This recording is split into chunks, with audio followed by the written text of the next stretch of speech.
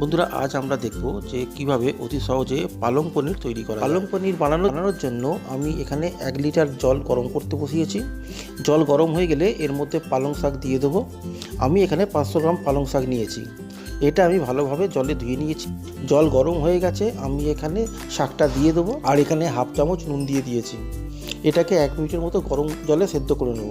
শাকটা সফট হয়ে গেলে আমি এখানে স্টেনারে শাকটা বের করে নেব এবং রঙটা সবুজ রাখতে আমি এটাকে ঠান্ডা জলে রেখে দিয়েছি। আমি প্যানে তেল দিয়ে পনিরটাকে ফ্রাই করে নেব। এখানে আমি 2 চামচ তেল গরম করে নিয়েছি। তেলের জায়গায় ঘি বা বাটার ব্যবহার করা যেতে পারে। তেল গরম হয়ে গেলে পনিরগুলো দিয়ে দেবো। এখানে 200 গ্রাম পনির নিয়েছি। পনিরটাকে হালকা ভেজে নেব। পনিরটা ফ্রাই করে না দিলেও সবজি কিন্তু ভালোই হবে। অনেকে কাঁচা পনির পছন্দ করেন না, তাই আমি এখানে পনিরটাকে শ্যালো ফ্রাই করে নিয়েছি। পনির একটু গোল্ডেন কালার হলে তবেই পনিরগুলোকে আমি তুলে নেব। এবারে 2 থেকে 3 চামচ তেল আমি প্যানে দিয়ে দেবো ও এতে হাফ চামচ গোটা জিরে দিয়ে দিয়েছি এবং 5 থেকে 6 সেকেন্ড এটা আমি রান্না করে নেবো। আর এর মধ্যে 2টো কাঁচা লঙ্কা দেবো ও সাথে রসুন ও আদা দিয়ে দেবো। এখানে আমি 12 কোয়া রসুন দিয়েছি এবং হাফ ইঞ্চি করে কাটা 5 থেকে 6টা আদা কুচি দিয়েছি। এবারে এই কাঁচা লঙ্কার সঙ্গে রসুন আর আদা দিয়ে এবং জিরে দিয়ে একসঙ্গে সবকটাকে ভালোভাবে ভেজে নেব।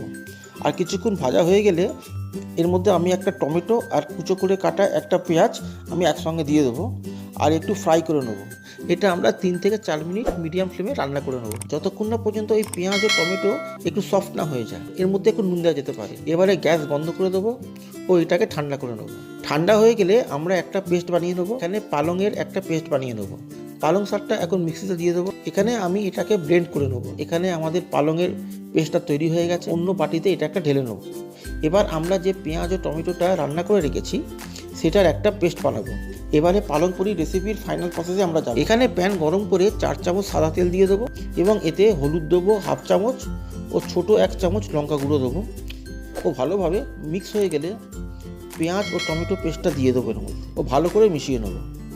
এবারে এর সাথে হাফ চামচ জিরে পাউডার ও 1 চামচ ধনে পাউডার দেবো ও সাথে হাফ চামচ গরম মশলা দিয়ে দেবো ও 2 মিনিট প্যানে ঢাকা দিয়ে রান্না করে নেব। 2 মিনিট পর ঢাকা খুলে ভালোভাবে মশলাগুলোকে পেস্টের সঙ্গে মিক্স করে নেব ও এরপরে এর মধ্যে পালং শাকের যে পেস্টটা ছিল সেটা ঢেলে দেবো ও খুব ভালো করে মশলা দিয়ে মিশিয়ে নেব। বেশিক্ষণ এটা রান্না করার দরকার নেই। এবারে প্যানটাকে ঢেকে দেবো। 2 মিনিট পর ঢাকনা তুলে নিয়ে মিক্স করে নেবো মশলাগুলোর সাথে। এবার একটু জল মেশাবো, দুবারে একটু একটু করে জল মেশাবো, একেবারে সব জল দেবো না। 1 কাপ জল দিয়ে ভালো করে মিশিয়ে নেব। গ্রেভির থিকনেস আপনারা আপনাদের হিসাব অনুযায়ী রাখতে পারেন। এখানে গ্রেভি যে বানানো হয়েছে সেটা একটু থিক লাগছে, তাই এর মধ্যে হাফ কাপ জল আমি আরও একটু দিয়ে দেবো ও সাথে একটু নুন দিয়ে দেবো। ফ্রাই করে রাখা পনিরগুলো এর মধ্যে দিয়ে দেবো ও 2 মিনিট লো ফ্লেমে রান্না করে নেব। গ্যাস লো ফ্লেমে রেখে প্যানটাকে ঢেকে দেবো। 2 থেকে 3 মিনিট রান্না করে নেব। ব্যাস, আমাদের পালং পনির তৈরি। পনিরটাকে রেস্টুরেন্টের মতন বানাতে গেলে এখানে একটু ফ্রেশ ক্রিম দিয়ে দেবো। এতে থিকনেসটা ভালো হবে, রঙটা ভালো দেখতে লাগবে এবং টেস্টটাও খুব ভালো হবে। ক্রিম যদি না থাকে তবে দইও ব্যবহার করা যেতে পারে। এইভাবে পালক পনির বানালে প্রত্যেকবারই চাইবেন বারবার যেন এইভাবেই যেন বানানো হয়ে থাকে পালং পনিরটা। আমার সঙ্গে থাকার জন্য ধন্যবাদ। ভিডিওটি ভালো লাগলে লাইক করবেন, শেয়ার করবেন এবং সাবস্ক্রাইব করবেন।